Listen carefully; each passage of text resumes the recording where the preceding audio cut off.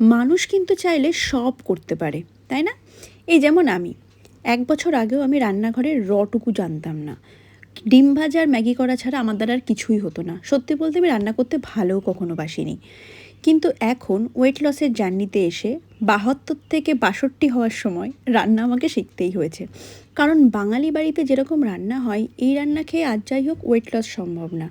এই কারণেই রান্নাটা প্রচুর তেল মশলা কিন্তু একটা দিয়েই থাকে। আর আমার রান্নার সবথেকে বেশি গুণগান করে আমার বোন আর আমার কালিগরা। রোজ নতুন নতুন রেসিপি করে ওদেরকে মোটামুটি খাওয়াই, আর ওরা সুন্দর সুন্দর খুশি হয়ে যায়। আজকে যেমন চিকেন করেছিলাম, আমার বোন খেয়ে বলল অসাধারণ হয়েছে, অথচ চিকেনে দিয়েছিলাম মাত্র 4টে ইনগ্রেডিয়েন্টস। এটাই হচ্ছে ব্যাপার। আমার কালিগরা তো সবসময় আমাকে বলে, শ্রেয়সী তুই ভিডিও বানা, ছোটো ছোটো যেসব রান্নাগুলো বানাস আমরাও তাহলে শিখতে পারবো। কখনো ভেবে দেখিনি এসব ব্যাপার নিয়ে। আসলে আমি রান্না করি রীতিমতো 15 থেকে 20 মিনিটের মধ্যে টোটাল কমপ্লিট করি, তাই ভিডিও করব কখন কি না ভাবিনি। আজকের ভিডিওটা এইটুকুই, আমি ভাবলাম একটু শেয়ার করি তোমাদের সাথে। আজ ব্লকে কাজ ছিল, সেটারই ভিডিও তোমাদেরকে দেখালাম। টাটা বাই, দেখা হবে নেক্সট ভিডিওয়। ততক্ষণে সবাই ভালো থেকো, সুস্থ থেকো।